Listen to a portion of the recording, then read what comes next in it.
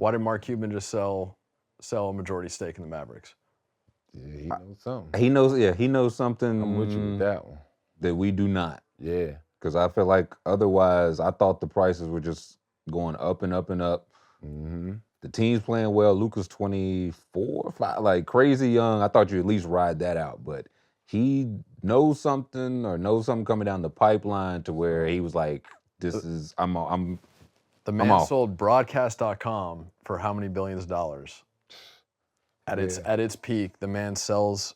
He's very shrewd as a business person and is known for selling things at their peak. And when it comes to the league right now and creating storylines and where the league is headed as far as the TV money that funds everything, I think that well is gonna dry up. I think ESPN, as we know, is dead or dying, depending on your definition of where they're at. And Turner is, I don't think there's been a blank check for the NBA from those two companies for a long time, and I don't think that's going to continue. That's where I guess, as a fan, that's where I thought it was just on the up and up. They would only go that way, and even with I've heard like NBC wants to get back in, Amazon definitely wants to get in, whatever new platforms.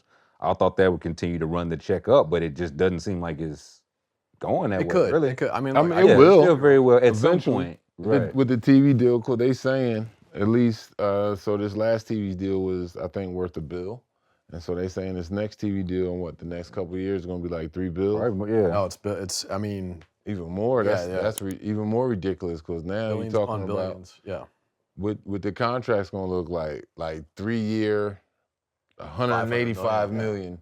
You know, this guy's getting. I think who just signed? Jaylen Brown. I think the last year of his deal going to hit like $70 million, and that's the NBA. Whatever the next broadcasting deal hadn't even hit yet. So and a lot of them cats going to be getting paid. That 12th, 13th man who don't really play and he barely practice, he going to be making about $15-20 million a year. So it ends after the 24-25 season. The NFL got $113 billion for theirs. This article says the NBA is eyeing $75 billion for theirs. But if it's going, like also the Bucks owner recently sold, they just won a championship. Giannis resigned, and he got out of town too. So I just don't think, like, what do they know? The NBA knows that most of its fans don't consume the product via television, right? The ratings from, I've not looked at the ratings. We can Google that. Just NBA ratings for the last couple of years. Yeah. I think they've continued to slip, and they'll continue to slip more and more. Yeah. Because the product is, I mean, there's all these amazing players, but they're watered down. The product is watered down. They're trying to create. If they're using referees to create storylines, you're desperate. Well, the in-season tournament, I think that's the thing. But I think the crazy colors on the court was also part of, like, we just need people talking about it.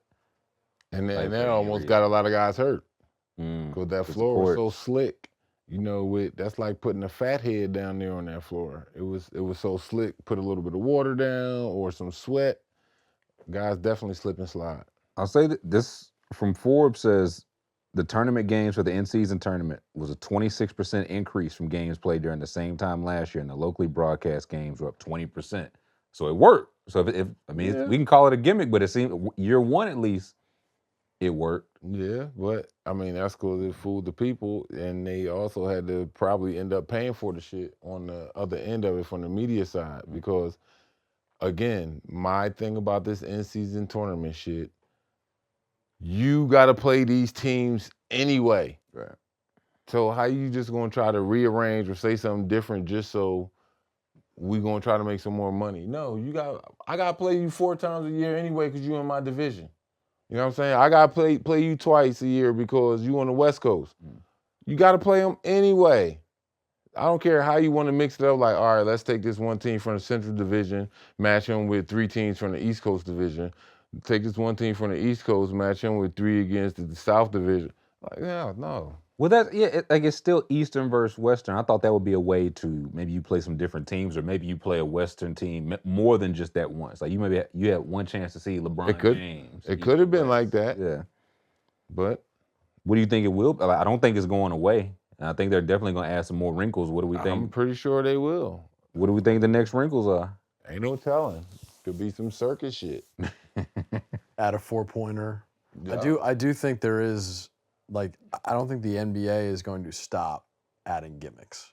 I think they'll continue to up the ante when it comes to gimmicks, and you can't blame them. I mean, the MLB has 162 games. The NBA has 82 games. Mm-hmm. The beauty of the NFL is every game matters so much. Basketball and baseball have a problem. And baseball ratings, I believe, and in-stadium attendance numbers were actually really good this year. Mm-hmm.